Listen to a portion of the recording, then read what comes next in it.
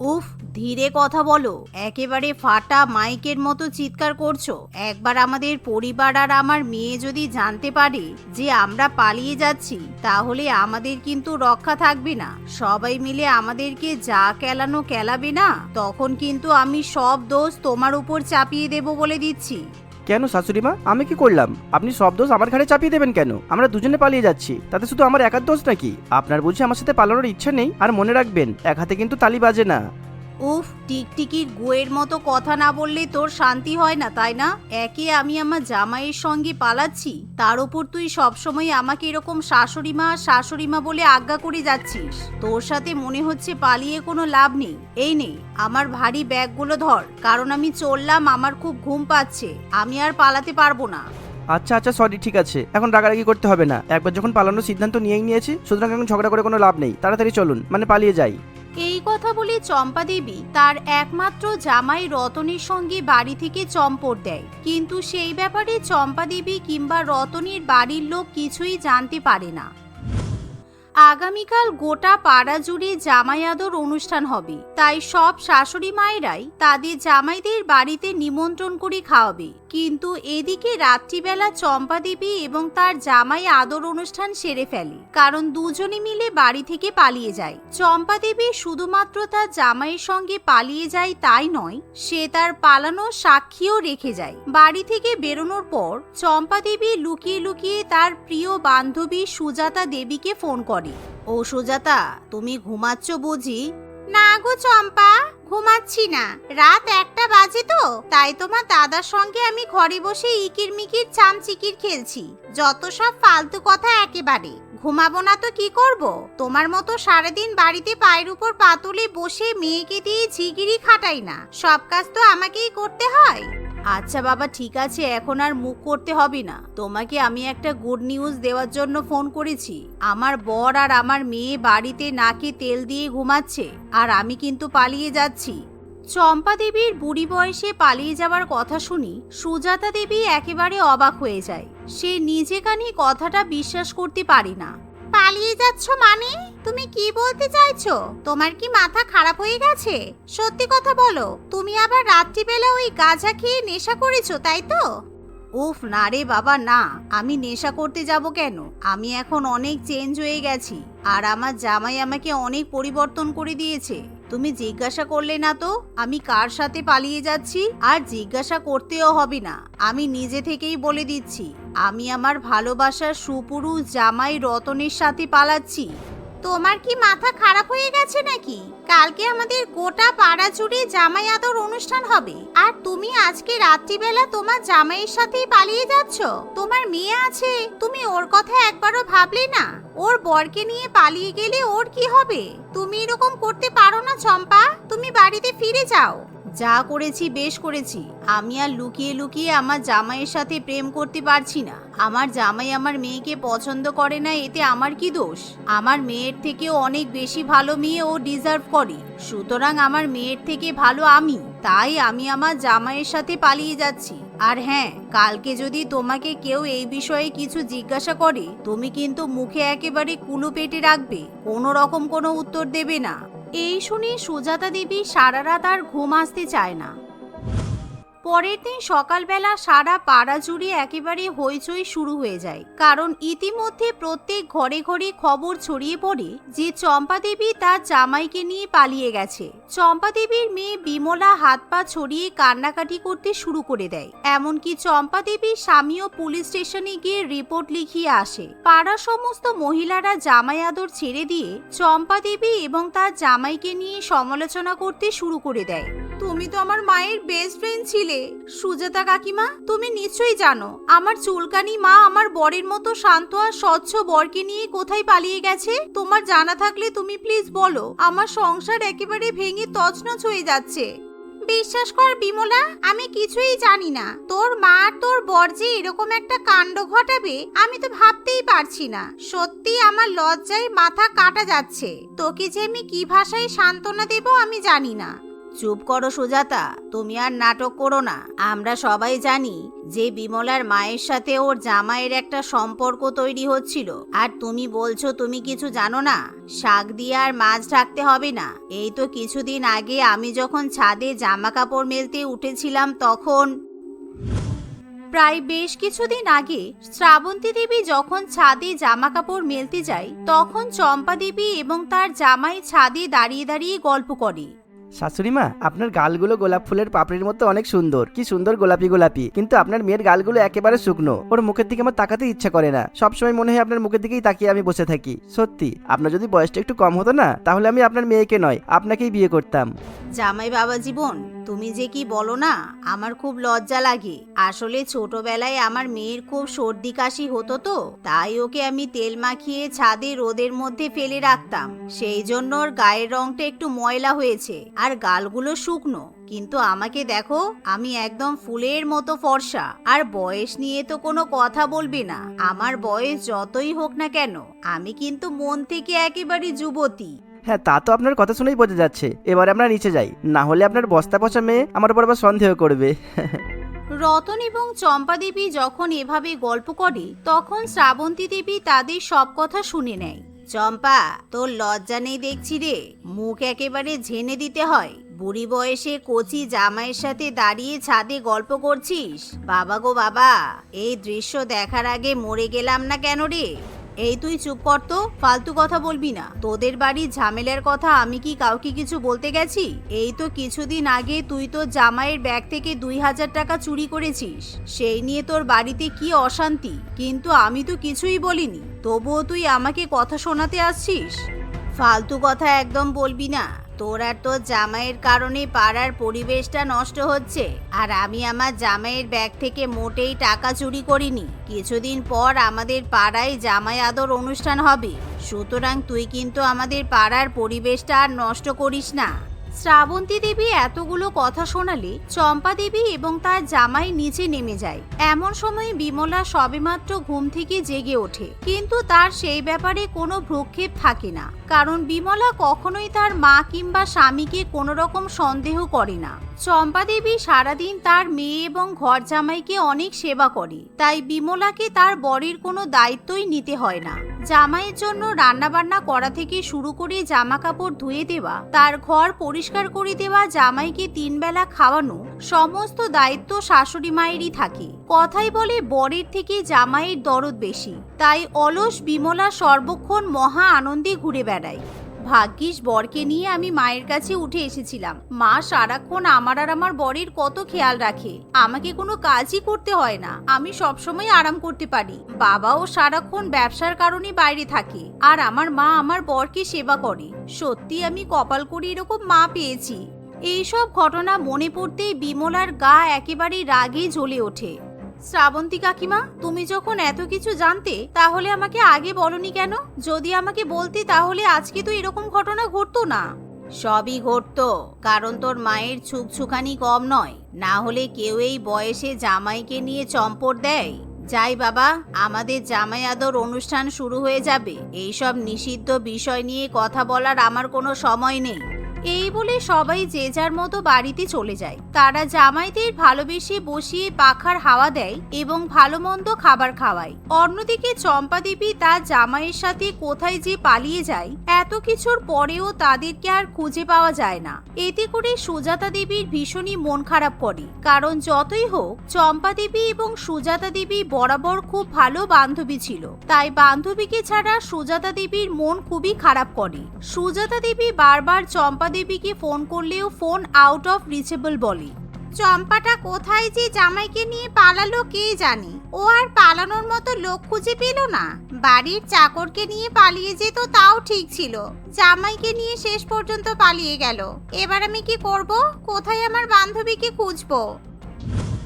এভাবে দেখতে দেখতে ক্যালেন্ডারের পাতায় বেশ কিছুদিন কেটে যায়। এরই মধ্যে একদিন বিমলা তার বাবা শিবু বাবুর সঙ্গে কথা বলে।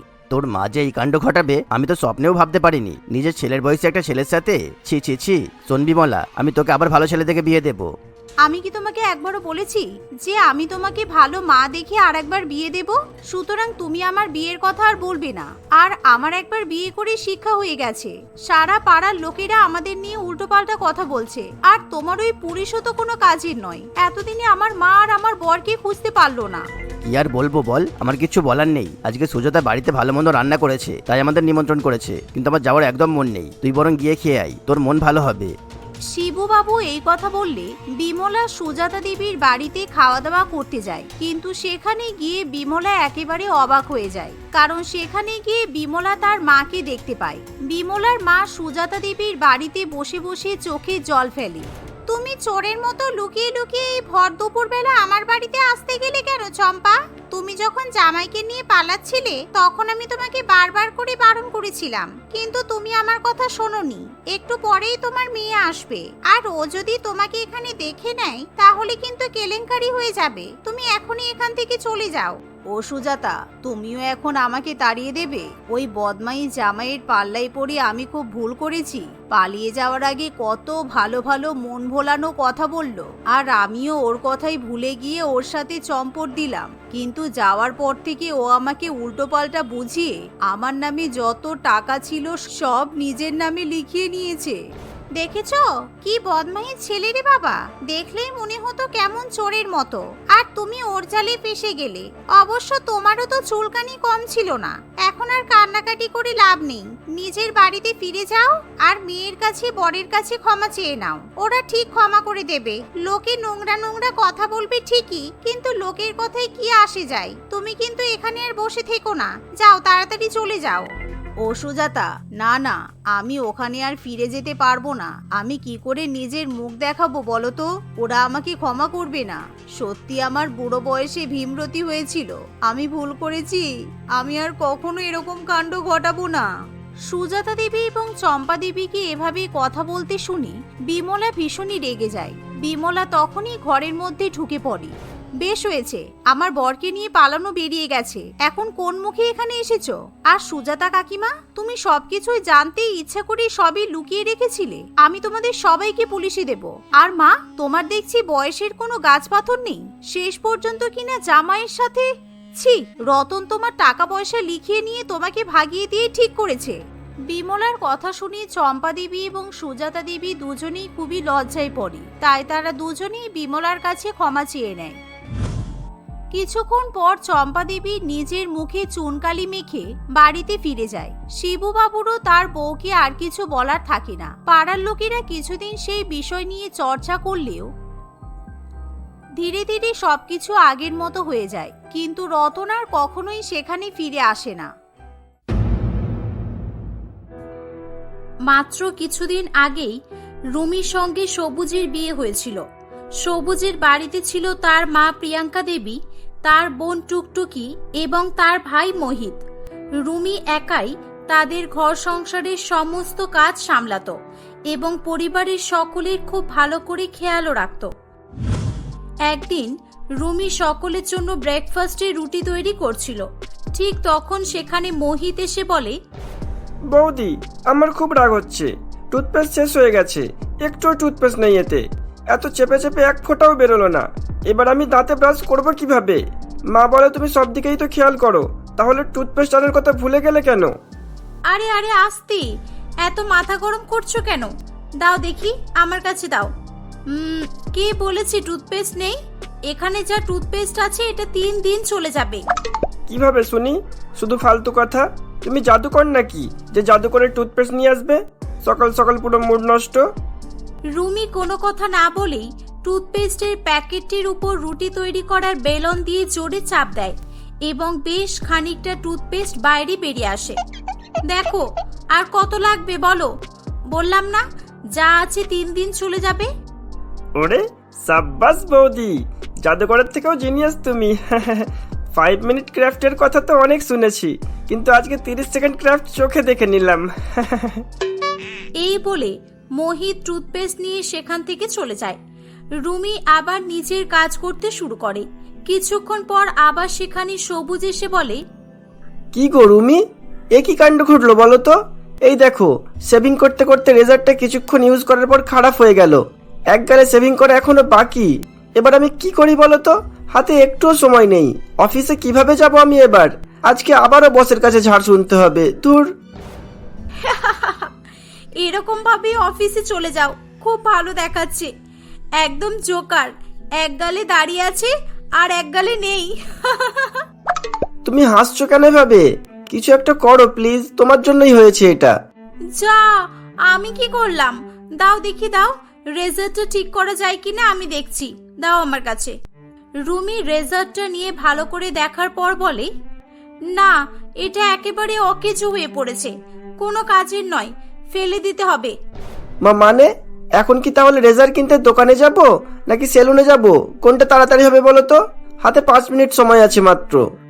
আমি থাকতে তোমাকে কোথাও যেতে হবে না। এক কাজ করো, টুকটুকির কাছ থেকে একটু মোটা ধরনের কাগজ কিংবা কার্টিজ পেপার নিয়ে এসো, আর এক্সট্রা একটা ব্লেড লাগবে। ব্লেড তো নেই, ঠিক আছে, আমি রেজার থেকে বের করে নিচ্ছি, যাও। সবুজ রুমিকে কার্টিজ পেপার এনে দিলে রুমি কয়েক সেকেন্ডের মধ্যেই কাজ চালানোর মতো একটা ডিআইওয়াই রেজার তৈরি করে ফেলে। এই নাও, এটা ইউজ করো, তবে হ্যাঁ, সাবধানে করবে, আস্তে আস্তে, না হলে গাল কেটে যেতে পারে। আর অফিস থেকে বাড়ি ফেরার সময় অবশ্যই নতুন একটা রেজার কিনে নিয়ে আসবে, কারণ এই রেজারটা সবসময় ব্যবহার করতে পারবে না। এটা জাস্ট একটা কুইক ক্রাফট বলতে পারো। বাহ, তুমি সত্যিই বুদ্ধিমতী। তবে থ্যাংক ইউ বলার আগে দেখি এটা কাজ করে কিনা। এই তো, একদম ওকে, থ্যাংক ইউ বস। সবুজ রুমির তৈরি করা রেজার দিয়ে সেভিং করে অফিসের জন্য বেরিয়ে পড়ে। একদিন রুমির ননদ টুকটুকি তার কলেজের প্র্যাকটিক্যালের কাজ করছিল। তখন, বৌদি আমাকে হেল্প করো না, এতদিন নাকে তেল দিয়ে ঘুমিয়েছি, আর কালকেই আমার প্র্যাকটিক্যালের খাতায় লাস্ট সাইন করার ডেট আছে, প্লিজ হেল্প করো। জিওগ্রাফিতে অনার্স নিয়ে বড্ড ভুল করে ফেলেছি। না না, কোনো ভুল করনি, আমি আছি তো, ভুলে যেও না, আমারও জিওগ্রাফিতে অনার্স ছিল। এসব ড্রয়িং করা, ম্যাপিং করা কোনো ব্যাপার নয়। দাও আমাকে কালার পেন্সিলগুলো দাও, আর তোমার স্কেলটা দাও, দুজনে মিলে করলে হয়ে যাবে আজকে রাতের মধ্যেই। হ্যাঁ, সারা রাত তো লাগবেই। এই যা বৌদি, কারেন্ট চলে গেল তো। কারেন্ট কি এখনই যাওয়ার ছিল? দূর, লাইফটা জাস্ট হেল হয়ে গেল। টর্চটা ধরো তো বৌদি একটু। এবার আমি কি করি? স্কেল ধরবো নাকি পেন ধরবো? হ্যাঁ আমি ধরছি, দাও। কিন্তু এভাবে আমি কতক্ষণ টর্চ ধরে থাকবো? ফিউজ উড়ে গেছে, কারেন্ট তো আজকে আসবে বলে মনে হচ্ছে না, বাইরে খুব ঝড় বৃষ্টি হচ্ছে। আমি টর্চ ধরে রাখলে আমি তো কিছু ড্রয়িং করতেও পারবো না, তাহলে তোমাকে হেল্প করবো কিভাবে? কি হবে বৌদি, এমনিও ঠিক করে দেখতে পাচ্ছি না কিছু। আমি খুব স্লো, দুজন মিলে কাজ না করলে কমপ্লিট হবে না। লাইটটার কিছু একটা ব্যবস্থা করা যায় কিনা দেখো না। আইডিয়া, রুমি, মায়ের রুমে আর একটা টর্চ আছে না, তুমি ওটা নিয়ে এসো, যাও। আর হ্যাঁ, মোহিতের রুম থেকে ওর দুটো ক্যাপ নিয়ে আসবে। টুপি নিয়ে কি করবে তুমি এখন? দাঁড়াও, আনছি, ওয়েট। রুমি টুকটুকির মাথায় একটা ক্যাপ পরিয়ে দেয় এবং টর্চ লাইটটা ক্যাপের মধ্যে শক্ত করে আটকে দেয়। সে নিজেও একইভাবে টর্চ লাইটটা তার মাথায় সেট করে নেয়। নাও, এবার প্রবলেম সলভ, কাজ শুরু করো। ওয়াও বৌদি, তুমি সত্যি মহান। উফ, এত ভালো আইডিয়া তুমি পেলে কোথায় গো? আমি একটা সিনেমাতে দেখেছিলাম, কয়লা খনি শ্রমিকদের মাথায় হেলমেটের মধ্যে লাইট লাগিয়ে কাজ করতে, হঠাৎ করে মাথায় চলে এলো আর কি। বুঝলাম বৌদি, কেমন জানি নিজেকে জোনাকি জোনাকি বলে মনে হচ্ছে। এভাবেই রুমির বুদ্ধি খাটানোর ফলে টুকটুকি তার প্র্যাকটিক্যালের কাজ করতে সক্ষম হয়ে ওঠে। একদিন তাদের বাড়িতে কয়েকটা গেস্ট ঘুরতে আসে। আসুন আসুন, আপনারা বসুন না, দাঁড়িয়ে আছেন কেন? আসুন। বৌমা, যাও এনাদের জন্য চা করে নিয়ে এসো। না না দিদি, চা খাই না আমরা, চা করতে হবে না, বেকার বেকার, একটু জল দিলেই হবে। না না, তা বললে তো হবে না, কিছু তো খেতেই হবে। বৌমা, তুমি যাও, বরং অন্য কোনো জল খাবারের ব্যবস্থা করো, এনারা অনেক দূর থেকে কষ্ট করে এসেছেন, যাও যাও। রুমি তার শাশুড়ি মায়ের কথা শুনে রান্নাঘরে চলে যায়। সে সকলের জন্য ভেজ নুডলস বানাবে বলে ঠিক করে। রুমি গ্যাস লাইটার দিয়ে ওভেন ধরাতে গিয়ে দেখে যে ওভেন কিছুতেই চলছে না। সে বুঝতে পারে যে গ্যাস শেষ হয়ে গেছে। এই যা, এবার কি হবে? ফেঁসে গেলাম যে, ইলেকট্রিক ওভেনে রান্না করতে হবে। কিন্তু দুর্ভাগ্যবশত ইলেকট্রিক ওভেনটিও খারাপ হয়ে গিয়েছিল। রুমি বেশ চিন্তায় পড়ে। এবার কি করি? মা তো ওনাদের সঙ্গে বসে আছেন, মাকে কিছু বলতেও পারবো না এখন। আজকে মান সম্মান সব শেষ হয়ে যাবে মনে হচ্ছে। কি করি? কিছুই মাথায় আসছে না কেন আমার। হ্যাঁ, আইডিয়া! এখন একটাই উপায় আছে। আয়রনটা কোথায় আছে যেন? রুমি তাড়াতাড়ি করে আয়রন খুঁজে নিয়ে আসে। আয়রনের সাহায্যে রান্না করা যাবে সে এমন কিছু খাবারের কথা ভাবতে শুরু করে। হ্যাঁ, এগ স্যান্ডউইচ, বাটার স্যান্ডউইচ এগুলো তো বানানো যাবেই।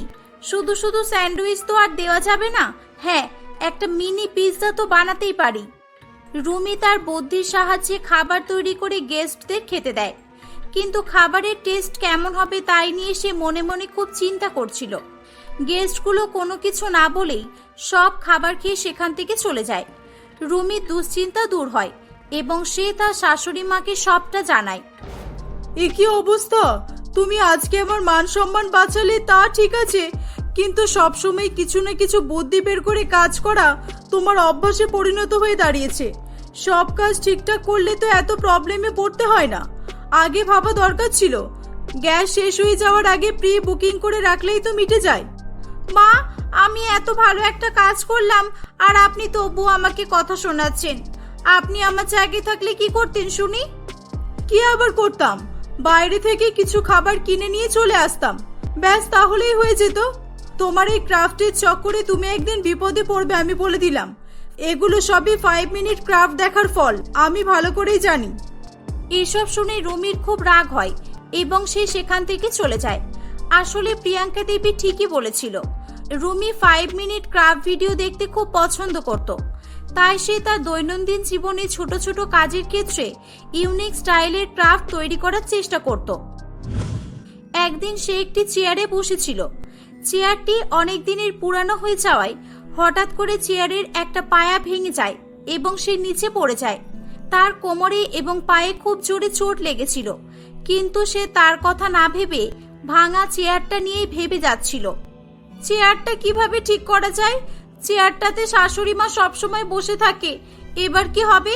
হ্যাঁ, আইডিয়া! রুমি রান্নাঘর থেকে একটি খালি পড়ে থাকা চালের বড় লম্বা কৌটো নিয়ে আসে। কৌটোটা সে ভাঙা চেয়ারের নিচে রেখে দেয়। এই তো, চেয়ারটা একদম ঠিক হয়ে গেছে। বাহ, এবারে চেয়ারে বসলে কিচ্ছু হবে না। রুমির হঠাৎ করে অন্য একটা কাজ মনে পড়লে সে সেখান থেকে চলে যায়। কিছুক্ষণ পর প্রিয়াঙ্কা দেবী সেখানে আসে। পুরানো চেয়ারটায় বসে গল্পের বই পড়া তার একটা অভ্যাস ছিল। সে ভালো করে না দেখে চেয়ারটিতে বসে পড়ে। সে মাঝে মধ্যেই চেয়ারে বসে দুলতে দুলতে বই পড়ত। এখনো সে দুলতে গিয়ে চেয়ারটি তার পজিশন থেকে সরে যায় এবং সে উল্টে পড়ে যায়। দেয়ালে তার মাথা লেগে মাথা ফেটে গিয়ে রক্ত বের হতে শুরু করে। প্রিয়াঙ্কা দেবীর আওয়াজ পেয়ে রুমি সেখানে ছুটে আসে। এ বাবা, আপনি চেয়ারটা সরাতে গেলেন কেন? ইস, কত রক্ত বের হচ্ছে। দাঁড়ান, আমি একটু কলগেট দিয়ে দিচ্ছি, এখনই রক্ত বন্ধ হয়ে যাবে। বেয়াদব মেয়ে, বন্ধ করো, বন্ধ করো তোমার এসব কুটকাচালি বুদ্ধি। এতটা মাথা ফেটে গেছে আর তুমি আমাকে হসপিটালে না গিয়ে কোলগেট লাগাতে বলছো? হ্যাঁ? না মা, সরি, আমি তো নিয়ে যেতাম আপনাকে এখনই। দেখো বৌমা, একটা কথা ভালো করে শুনে রাখো। বিপদে আপদে কিছু কিছু আইডিয়া আমাদের খুব কাজে লেগে যায়, সেটা ঠিক, কিন্তু তুমি সব ক্ষেত্রেই যদি এরকম করতে থাকো তাহলে তো বিপদে পড়বেই। চেয়ারটা যখন দেখছো অনেক পুরনো হয়ে যাওয়ায় ভেঙে গেছে, তখন এসব করার কোনো প্রয়োজন ছিল না। আমি ছাড়া ওটাতে বাইরের কেউ তো বসতে পারতো। সরি মা, আমার ভুল হয়ে গেছে। আমার মনে হয় ফেবিকুইক লাগিয়ে চেয়ারটা জোড়া লাগিয়ে দেওয়ার দরকার ছিল, তাই না বলুন? হায় রে হায়, এত কিছুর পরও তুমি ভাঙা চেয়ারটি নিয়ে ভেবে যাচ্ছ? আরে ভাই, আমাকে নিয়ে ভাবো, ডাক্তারের কাছে নিয়ে চলো আমাকে। তোমাকে বোঝানোই বেকার। ভাঙা চেয়ারটা গলায় চুরিয়ে বসে থাকো। সব দোষ ওই 5 মিনিট ক্রাফটওয়ালাদের। আমার সিদ্ধে সাদা বাড়ির বউটাকে একেবারে পাল্টে ফেললো। আচ্ছা মা, চেয়ারটাতে পেরেক লাগিয়েও তো ঠিক করা যাবে, তাই না বলুন? হে উপরওয়ালা, তুলে নাও, তুলে নাও, আমাকে তুলে নাও তুমি।